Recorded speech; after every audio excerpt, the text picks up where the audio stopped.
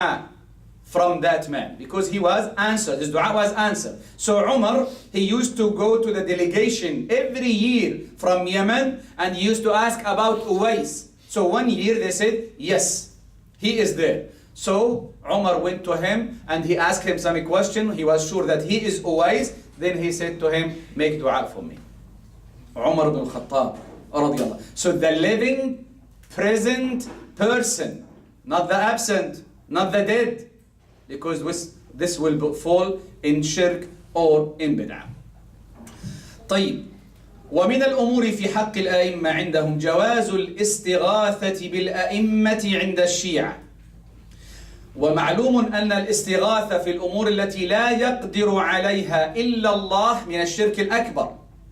يعني لو أن إنسانا استغاث بإنسان حتى يشفي مرضه أو يفرج كربته، فهذا من الشرك الأكبر، لأن هذه الأعمال لا يقدر عليها إلا الله سبحانه وتعالى. So seeking help from the imams in the imamate Shia, for them it is okay to seek help from the imams. And we know that seeking help in matters that nobody can provide it except Allah, this is considered a major shirk. A major shirk. So we have to be aware of this. The Shee'a الإمامية يستغيثون بالأئمة بل جعلوا لكل إمام وظيفة عند طلب الغوث. فقد جاء في بحار الأنوار في المجلد 33 الصفحة 94. اسمع كيف قسموا الوظائف. قال المجلسي في بحار الأنوار: أما علي ابن الحسين فللنجاة من السلاطين ونفث الشياطين. انتبه. وأما محمد بن علي وجعفر بن محمد فللآخرة، يعني مسائل الآخرة. إيش ما تحتاج اسألهم.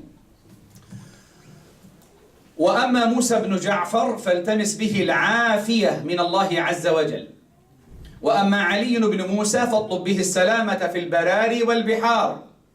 وأما محمد بن علي فاستنزل به الرزق من الله تعالى. والله ذكرت عقيدة الهندوس، وأنا أتحدث الآن عندهم مجموعة من الآلهة، تماثيل كثيرة، تقول له هذا من؟ يقول لك هذا إله المال، وهذا إله الحب، وهذا إله مش عارف إيش، وهكذا. So I remember now I'm speaking about the عقيدة of the Hindus, the Sikh and the others. They have different varieties of gods. One day I entered a store and I saw a lot of subhanallah statues. So I asked him, what's this? He said, this is the god of money. And what's this? He said, the god of health. And what's that one? He said, the god of love. And this one, and Masha, how many gods you have, guys? I said, oh, plenty of gods. Hundreds of gods we have. So now the Shia, in their book, they are doing the same thing. Everyone, and I will translate that inshallah ta'ala. قال وأما علي بن محمد فللنوافل وبر الإخوان وما تبتغيه من طاعة الله عز وجل. وأما الحسن بن علي فللآخرة. وأما صاحب الزمان يعني المهدي المنتظر عند الشيعة فإذا بلغ منك السيف الذبح فاستعن به فإنه يعينك. الله المستعان. طيب, however, the imamate of the Shia, the Imamiyya, allows seeking help from the imams, as I mentioned. Furthermore, they made a task for each imam when seeking help. It was recorded in Bihar al-Anwar, volume 33, page 94. Al-Majlisi said, as for Ali ibn al-Hussein, he is for safety from the leaders and blows of shayateen. As for Muhammad ibn Ali and Ja'far ibn Muhammad, they are for the hereafter. And what you desire of obedience to Allah the Exalted. As for Musa ibn Ja'far, he is for attaining good health from Allah the Exalted. As for Ali ibn Musa, he is for seeking safety on the ocean and the deserts. And Al-Hasan ibn Ali for the hereafter, and Al-Mahdi al-Muntadhar, the Imam that they are waiting for since 1,200 years and something. This is if you are suffering, threatened by death, the sword is over your neck, just seek help with him and he will save you.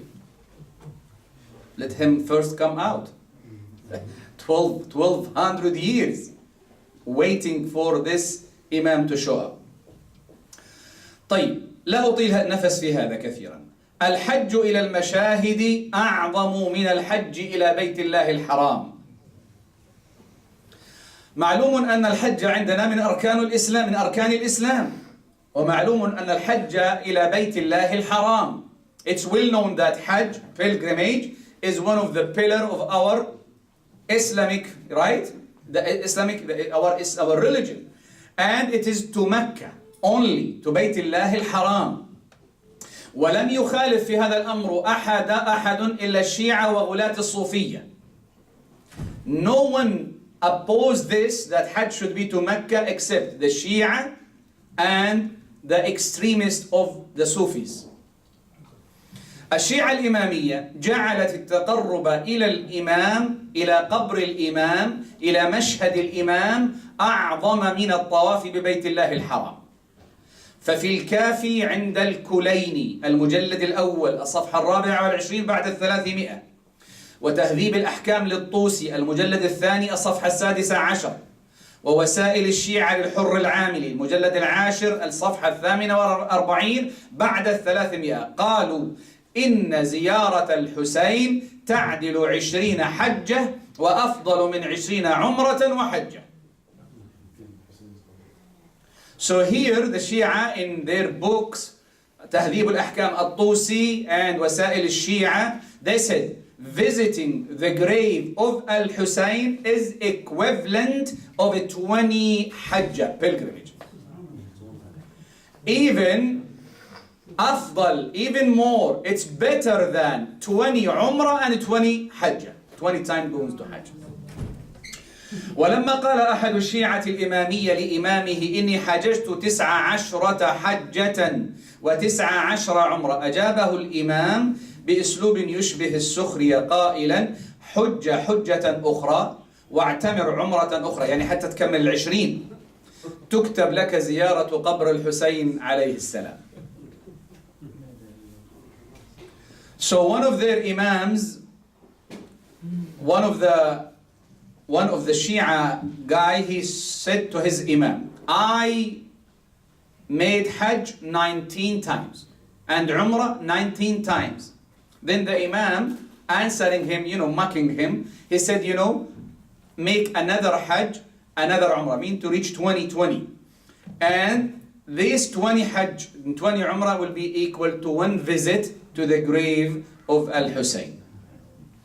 So انظر كيف وإلى أي درجة بلغ تعظيم القبور وعبادة القبور من دون الله عز وجل. So you will see up to what rank or degree they worship the dwellers of the graves. طيب، لا نريد الكلام كثيرا في هذا. الطواف بالقبور لم يبح الله عز وجل لأحد الطواف إلا وين؟ بالكعبة. هل تعلمون أن الطواف يباح في مكان غير الكعبة؟ من يعلم منكم؟ من عنده رواية ثابتة صحيحة؟ Anybody knows that tawaf is permissible in any other place beside Al-Kaaba? This type of ibadah is only in Mecca, right? But now you will see that this tawaf around the graves, around the qubur, will be even equal or better than tawaf around Al-Kaaba. جاء في علل الشرع لابن بابويه في الصفحة 83 بعد 200، وبحار الأنوار المجلد 100 صفحة 26 بعد 100. لا تشرب وأنت قائم. لا، هذا النص لا تشرب. نعيد النص. جاء في بحار الأنوار في المجلد 100 في الصفحة 127 أنه أخذوا قول المجلسي لا تطف بقبر، لأنه ذكر لا تطف بقبر، فقالوا هذا إنما أراد به التقية، إنما أراد به التقية، يعني أن يظهر شيئا وأن يخفي أمام أعدائه مسألة أخرى. So you will find in some of their books still that this statement, do not make tawaf around the grave. But their ulama, they explain that, you know what, this is taqiyya, this is hiding the truth. This is not true. Tawaf should be to the grave as their imam said.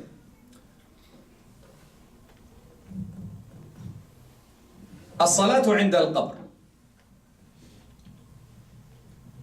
وجاء في بحار الأنوار في مجلد 100 الصفحة 37 و38 بعد 100: من زار الرضا أو واحدا من الأئمة فصلى عنده فإنه يكتب له بكل ركعة يركعها عنده كثواب من حج 1000 حجة واعتمر 1000 عمرة وأعتق 1000 رقبة، وكأنما وقف في سبيل الله 1000 مرة، يعني مليون مرة، مع نبي مرسل، وله بكل خطوة 100 حجة و100 عمرة وعتق 100 رقبة في سبيل الله، وكتبت له 100 حسنة وحط عنه 100 سيئة. الله المستعان. So praying around the graves. In Bihar al-Anwar, in the volume 100, page 137-38, whosoever visits Ar-Rida or any of the Imams and prays beside his grave, he will have the reward, he will have for each rak'ah the reward of the one who makes 1000 visit Hajj to Mecca or 1000 Umrah, and as it's equivalent to free 1000 nick in the sake of Allah, and as if he strives in the sake of Allah 1,000,000 times with a prophet, and with each step to the grave the reward of 100 Hajj, 100 Umrah, freeing 100 slave, and 100 Hasana, and erasing 100 Sayyah. No doubt now you see why they are attached a lot to the graves, and you see them crawling since miles.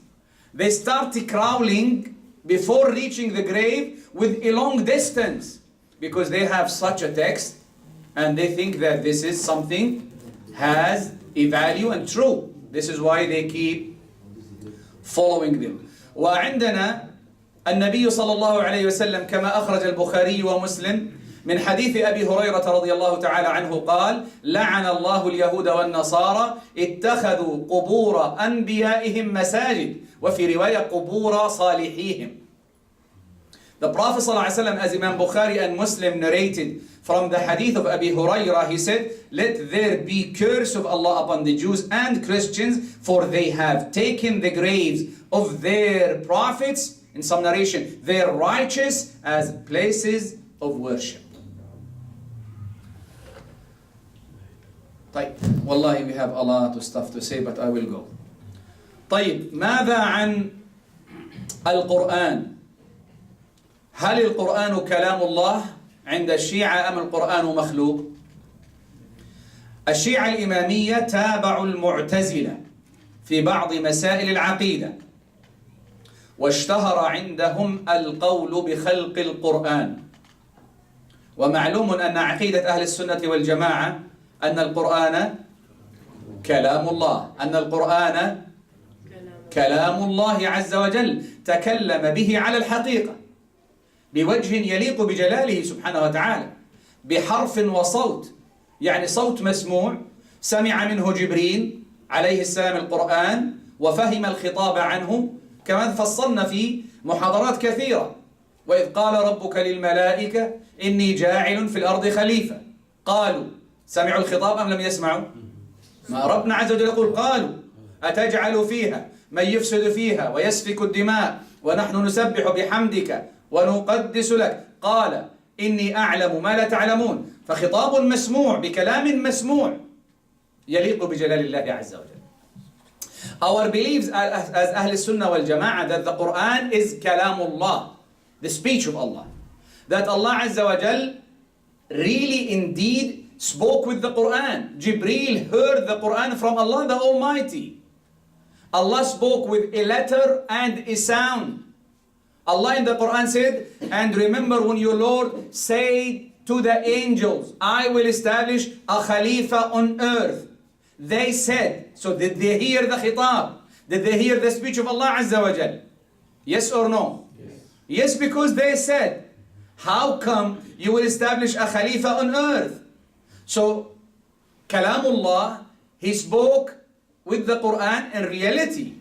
So the Shia said, Al-Quranu makhluqun wa laysa بكلام الله. جاء في تفسير العياشي في المجلد الأول في الصفحة 8 عن الرضا أنه سئل عن القرآن فقال إنه اسمع الرضا قال إنه كلام الله غير مخلوق لكن اسمع كيف طرأ التحريف بعد ذلك. So Imam Rida, as Al-Ayyashi mentioned in his tafsir, when he was asked about the Quran, he said Kalamullah, it's the speech of Allah, it's not created, but they took his word as taqiyya. And then they wrote a lot of book about the Quran that he is created. المجلسي عقد بابا في البحار الأنوار قال باب إن القرآن مخلوق. So المجلسي in his book بحار الأنوار he wrote a chapter saying the Quran is created. Then ساق فيه روايات كثيرة معظمها يخالف معتقد أهل السنة والجماعة.